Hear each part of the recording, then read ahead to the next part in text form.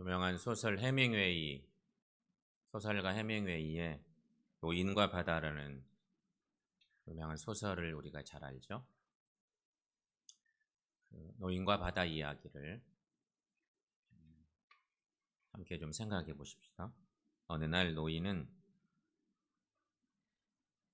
낚시를 배에 싣고 작은 배인데 상당히 먼 바다까지 고기잡이를 나가게 됩니다. 오랜 시간 동안 노력을 다한 후에 드디어 청새치 한 마리가 낚시를 물었습니다. 청새치는 보통 400kg, 500kg까지 크는 참치과라고 하대요. 작은 배를 몰고 낚시질을 나간 어부가 낚시를 했는데 500kg 가까운 큰 고기가 낚시에 걸린 거죠. 노인이 탄 조각배보다 더 덩치가 큰 놈이었습니다. 노인은 꼬박 이틀 동안 배보다 큰 청새치와 사투를 벌입니다. 그리고 겨우 힘이 빠진 청새치를 끌고 노를 저어서 무트로 오기 시작합니다.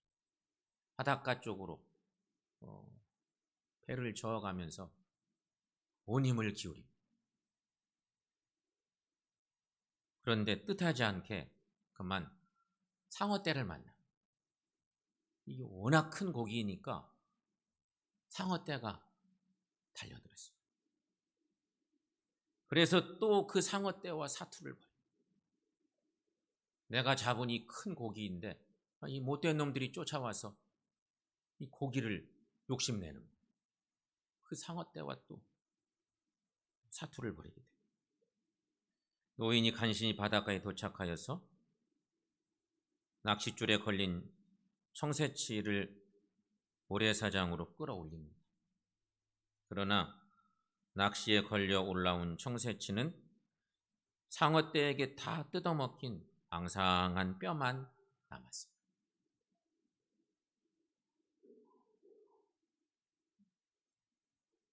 해밍웨이는 노인과 바다 이야기를 통해서 우리에게 전하는 메시지는 한 가지입니다. 인생 허무하다는 것입니다.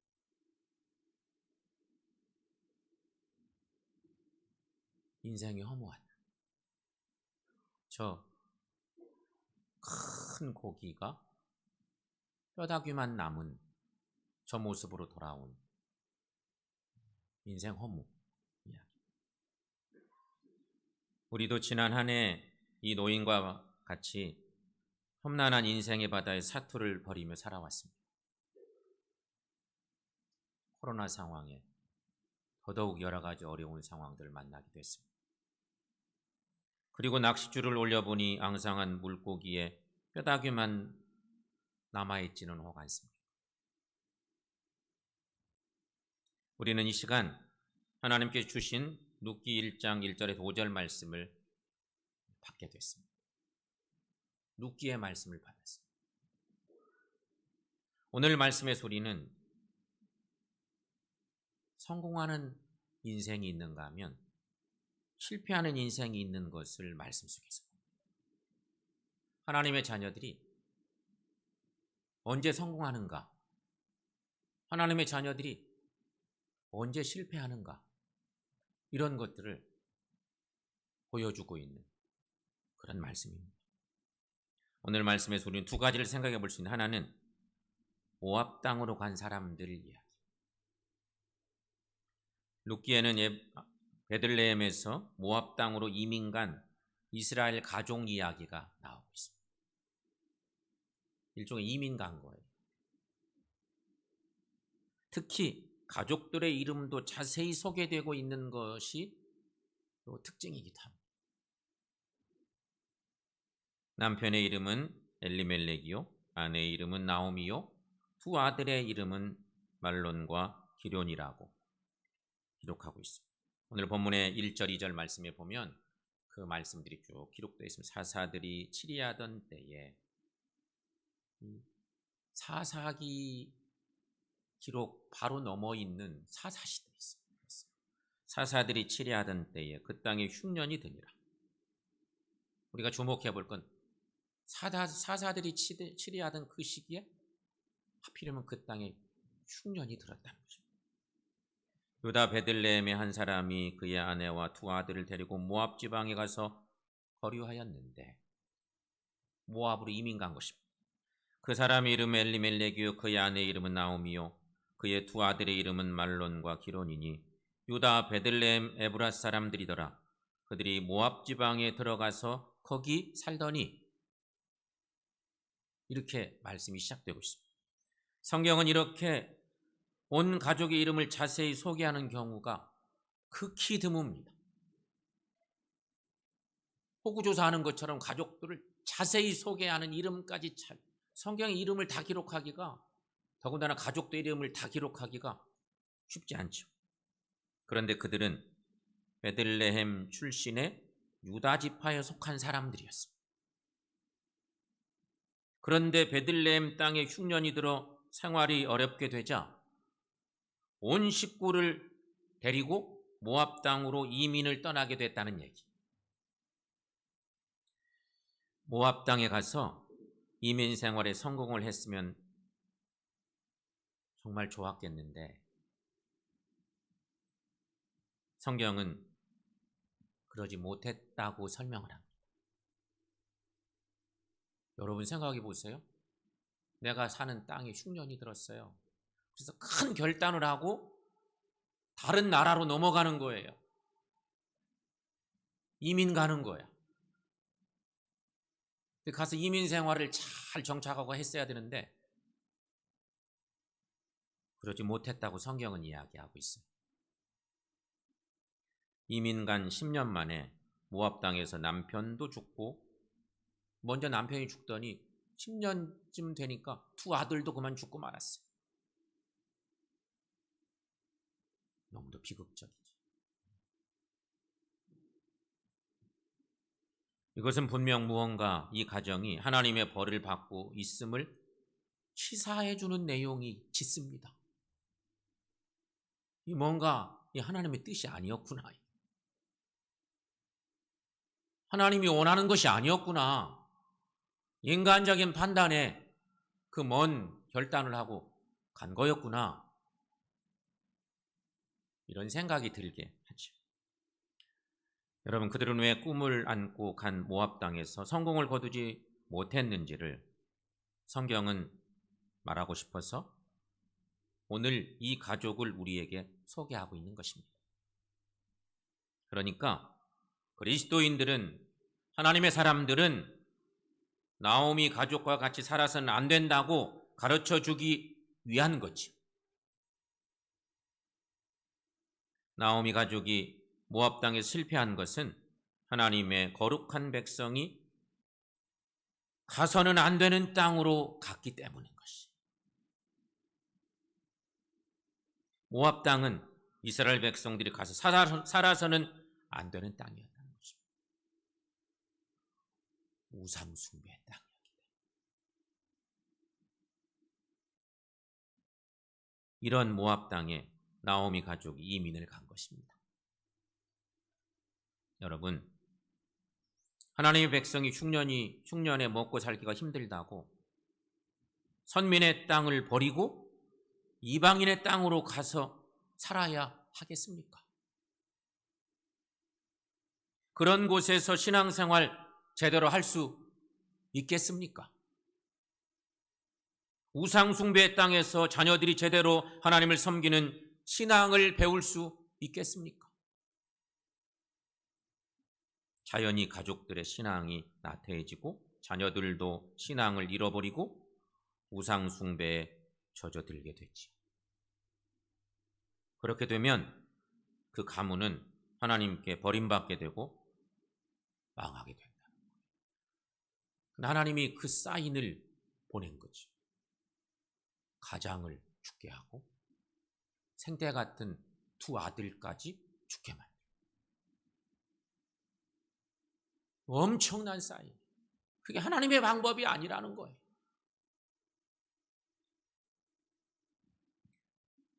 나오미 가족의 고향 베들레헴은 어떤 곳일까? 우리가 너무 잘 아는, 너무 유명한 베들레헴. 근데 이들의 고향이 베들레헴이었어요. 사사들이 치리하던 그 시기. 베들레헴은 옛날부터 있었어요. 예루살렘보다 훨씬 유명한 하나님의 땅이 베들레헴이었어요. 베들레헴은 어떤 곳인가? 이스라엘 땅 전체를 성지라고 하지만 베들레헴은 성지 중에 성지에 해당하는 곳이었습니다. 거룩한 땅, 너무너무 소중한 땅, 베들레헴. 베들레헴은 또 어떤 곳인가? 우리가 잘 아는 거죠. 다윗 왕의 고향. 다윗 왕의 고향 땅. 이스라엘 역사의 그 위대한 성왕, 위대한 그 왕, 성군 다윗 왕의 고향 땅. 또 메시아이신 아기 예수님이 그 베들레헴에서 탄생하신 땅. 훗날 이야기죠. 베들레헴이 이렇게 너무너무 귀한 땅이에요. 역사적으로나 신앙적으로 이렇게 거룩한 땅이 바로 베들레헴이었습니다. 그러니 그곳에 살기만 해도, 그곳에 거주하기만 해도 하나님의 은혜가 충만하게 넘치는 땅, 그게 베들레헴이었습니다.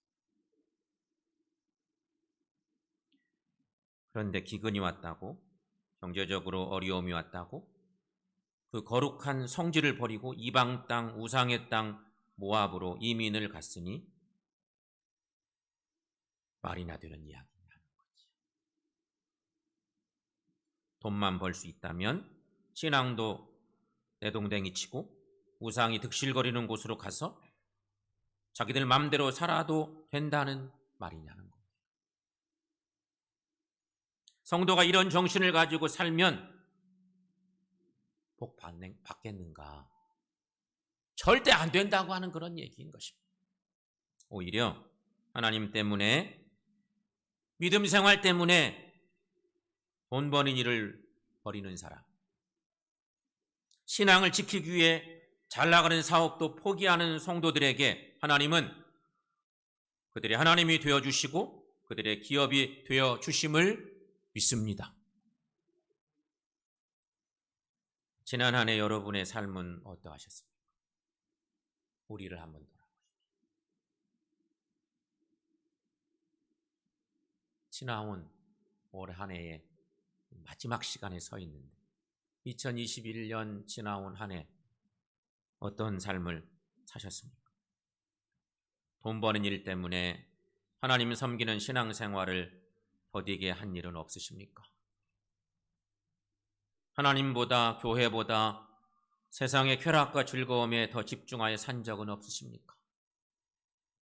나오미의 가정처럼 잠깐의 삶이 경제적으로 어렵다고 하나님을 떠나고 교회를 떠나고 신앙을 떠나 산 일은 없으셨습니까?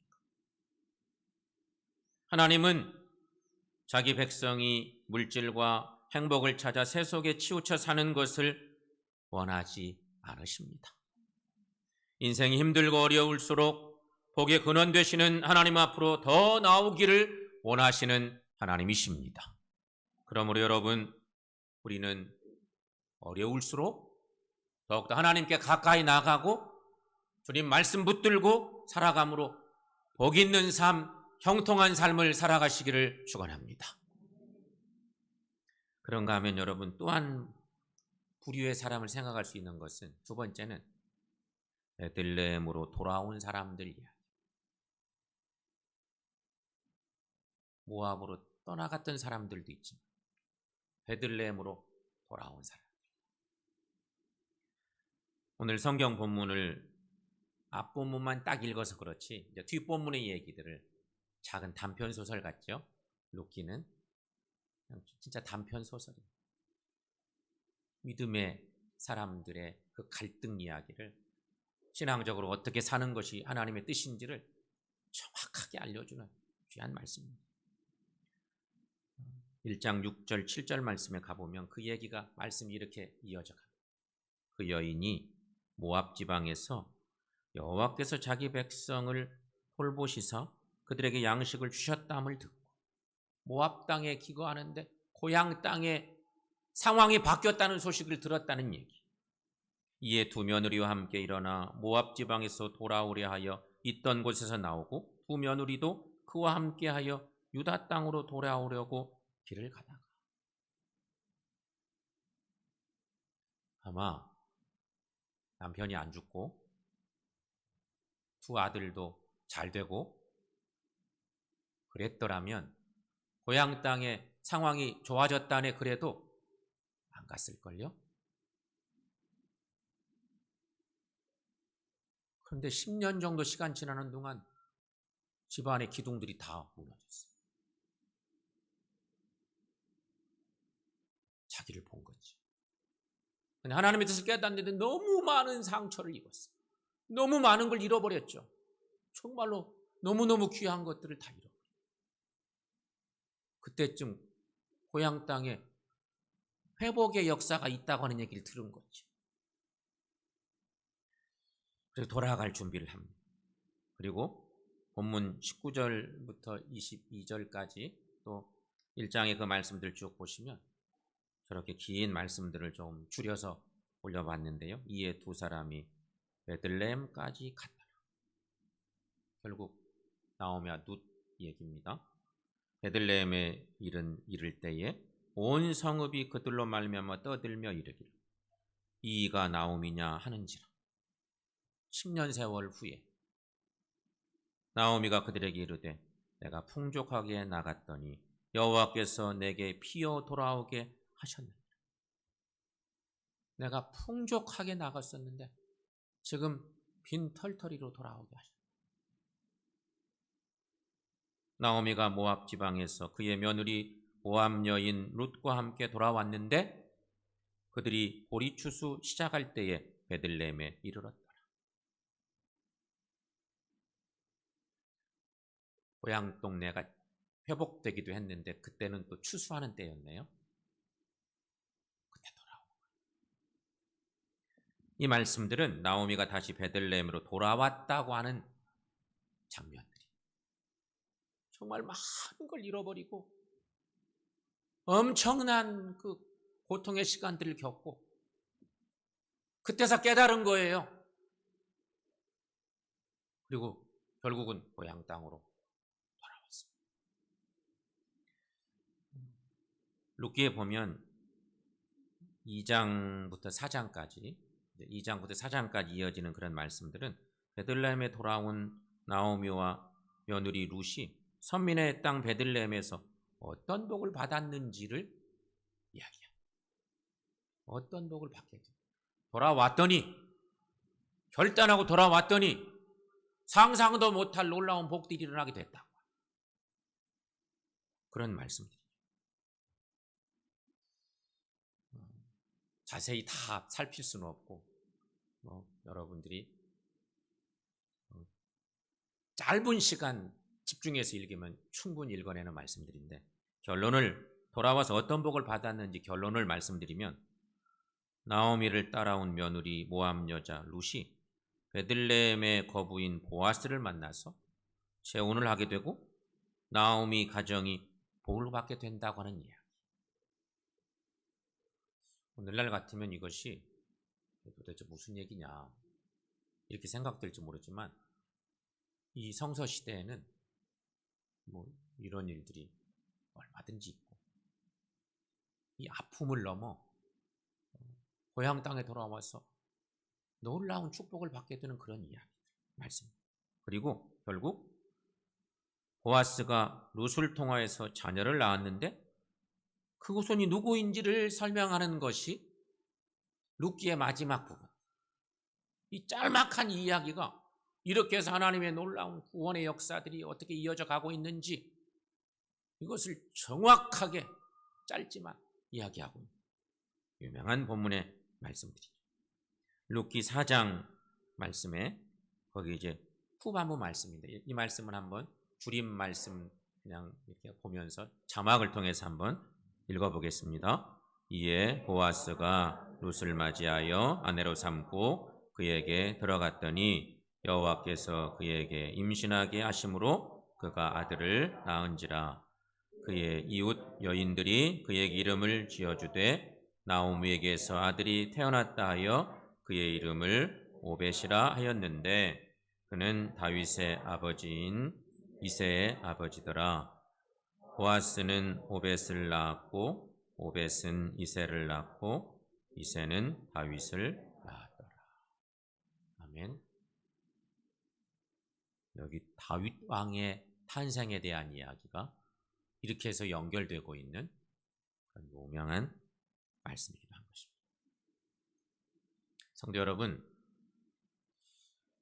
이 룻기에 특별히 이제 후반부로 이어지는 이 후반부에 있는 이런 말씀 다 읽어낼 수 없지만 전반부에서 엄청난 사건이 일어나고 가정이 완전히 풍비박산 나는 듯한 어려운 상황들을 만났는데 고향으로 돌아오는 순간 인간이 상상할 수 없는 놀라운 일들을 이루시는 하나님의 은혜의 이야기.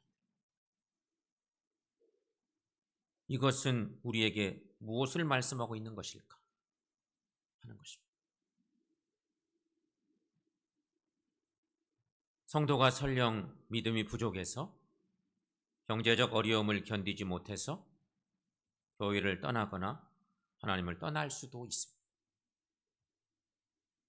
우리가 얼마나 연약한 존재예요. 그렇죠? 하나님을 마음 아프게 하고 하나님의 뜻을 저버리고 삐뚤어진 길로 가고 하나님을 대적하고 성도인 우리가 얼마든지 그럴 수 있습니다. 그런데 여러분, 그렇게 하나님 마음 아프게 하고 삐뚤어지고 모난 신앙 가지고 그렇게 하나님 아프게 한다 할지라도 하나님께 회개하고 돌아오기만 하면 하나님은 그 사람에게 복을 주시는 일을 시작하신다는 사실입니다. 그런데 여러분, 돌아가기가 쉽지 않아요. 온전히 돌아가는 거 쉽지 않아요.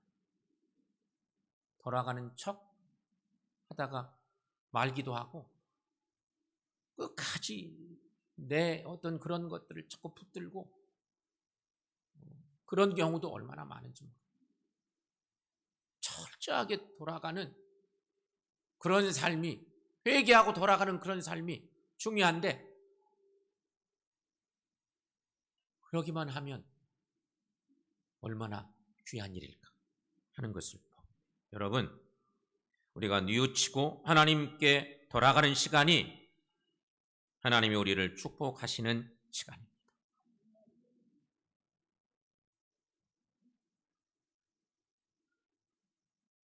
우리가 뉘우치고 하나님께 돌아가는 시간. 이게 하나님이 원치 않는 일이었구나. 내 생각, 내 자존심 내세우고 내 방법으로만 옳다고 왔던 길인데 이게 잘못이었구나. 완전히 깨닫고 하나님의 그 뜻대로 돌아가기만 하면 하나님이 우리에게 축복을 주신다는 것이. 여러분, 한 해를 어떻게 살았든지 이제는 하나님의 품으로 돌아가는 시간. 돌아가는 것도 용기가 필요해요. 사실은. 정말 중요한 용기가 필요해요. 이거 내가 틀렸구나. 이 하나님의 방법이 아니었구나. 돌아갈 때는 내 의나 이런 것들은 다 내려놔야 돼요. 정말 용기가 필요해요. 그렇게만 하면 탕자를 받아주셨던 그 아버지, 탕자도 얼마나 그 말씀에서 보면 얼마나 갈등이 많았겠어요. 이제 죽었구나 생각하고 이제 아들도 아니야 이제 품꾼의 하나로 쳐주셔도 감사하다 생각하고 그냥 돌아간 거예요. 돌아갔더니 아버지께서 다 용서해 주셨어요. 그런 것처럼 여러분, 우리는 하나님께로 돌아가면 탕자를 받아주신 아버지처럼 우리를 하나님의 품으로 받아주십니다. 하나님은 우리의 모든 어려운 형편을 회복시켜 주시는 하나님이십니다. 인생의 막힌 길도, 뒤틀린 인간관계도, 물질적 어려움도, 육신의 질병도 다 회복시켜 주시는 하나님이심을 믿습니다. 2021년도를 다 보내고 이제 새해를 준비합니다. 영적으로 하나님께 온전히 돌아가시기를 축원합니다. 하나님께로 돌아오세요.